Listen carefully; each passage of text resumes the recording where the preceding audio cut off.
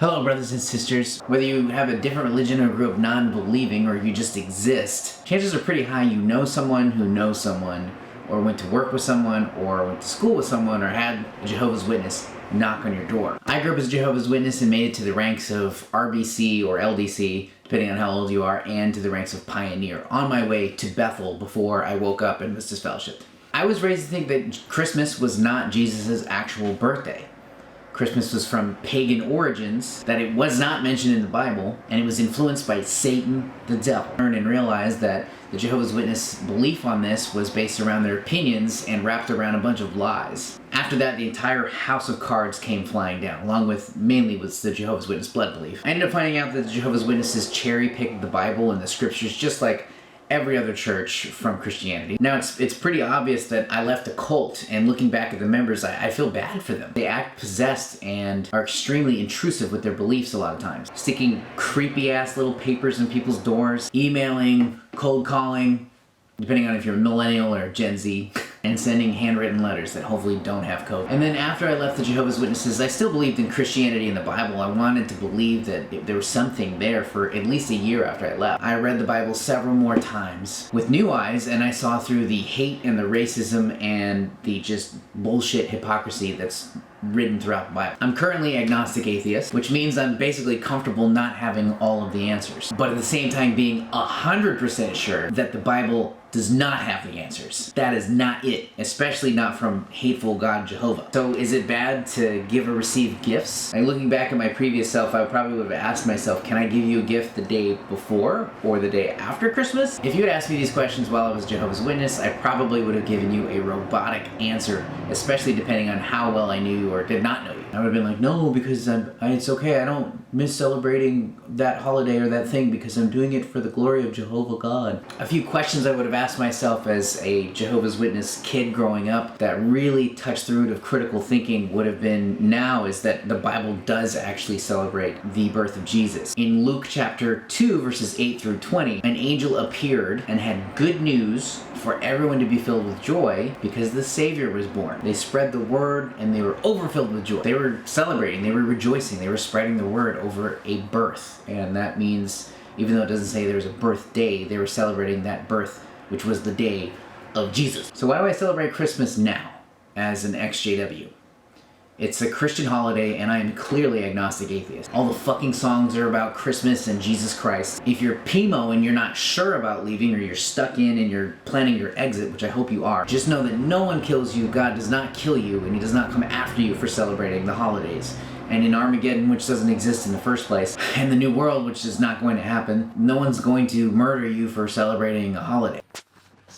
Rolling again now, I had to reset the camera. It's not like back in the day when 5,000 to 7,000 years ago, Jehovah God murdered 3,000 people for making an idol to worship, a golden calf. That's extreme. That's way over the top extreme of reacting to something that could have been a slap on the hand, be like, don't do that again. Or even if you have to tell people repeatedly because they're imperfect and they're not perfect. And that begs the question of what kind of God needs that constant reassurance? What kind of God would be furious at you or my childhood me for giving a gift on a certain day to a friend or family member or to myself? We're just hanging out and having lighthearted fun with our relatives. Another question I would ask myself as a kid growing up is, why is Jehovah God's ego so fragile and beta male where he needs the constant reassurance that he's the shit, or he's going to punish, not just like discipline, but hurt and murder men, women, and children who are otherwise innocent? And then why does God care about what everyone thinks so much? Is his ego that fragile? Is his self-esteem that low? In fact, there are scriptures that are pointing towards evidence that one of God's chosen men, Job, who was brutally abused by Jehovah God, was okay with birthdays, and God was okay with him. Job chapter 1 verses 4, it says, his sons went and held a feast in the house of each one upon his day, and they sent and called for their 3 sisters to eat and drink with them. That sounds like a birthday celebration to me, on his day. It could be up for interpretation, yes I know, but what other day is on his day, and if all 3 sons are having it?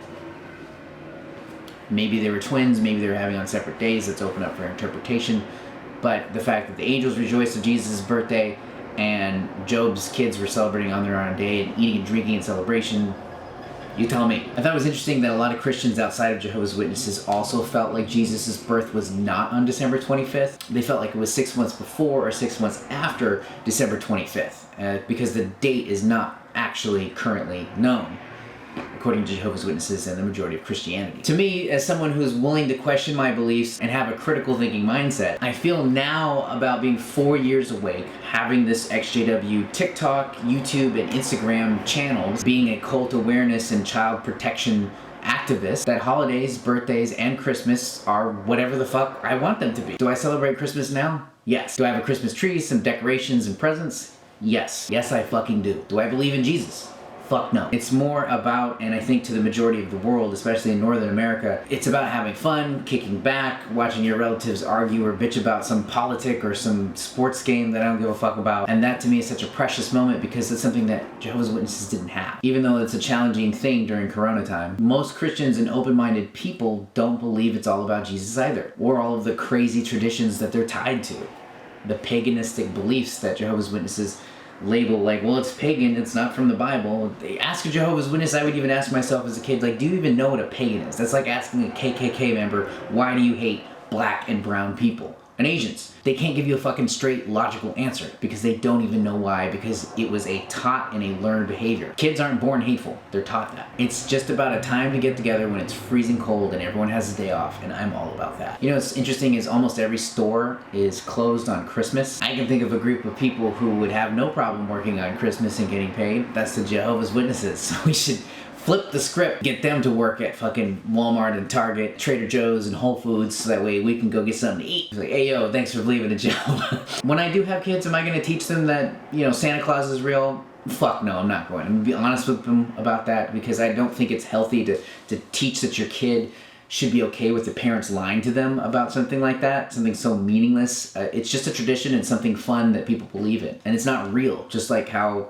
you know, I kind of wish some things from Star Wars were real, like a lightsaber. I would love to have a lightsaber, but that shit ain't real. I would love to believe that some of my favorite video games and movies were real universes, but that shit's not real, but it's fun to think about. And no one gets mad about those being fiction and fun beliefs to theorize, hypothesize, get video games, celebrate, do cosplay, enjoy, immerse yourself in that world or that escape. I think kids are much more aware and smarter than people give them credit. They have the ability to understand concepts like that. That's just me at the end of the day, and everyone is allowed to teach their kids whatever they want. I just hope it's done in a healthy way. And for most cult survivors like myself, we just want to be happy, we just want to be free, and we want to find ourselves and go and chase our passions. Speaking of freedom, the wristbands, the Freedom is Worth It XJW wristbands are now back in stock. All y'all, brothers and sisters, came in and sold out the first batch. We did a test batch to see if anyone would be interested because I just made this for myself because I thought it was cool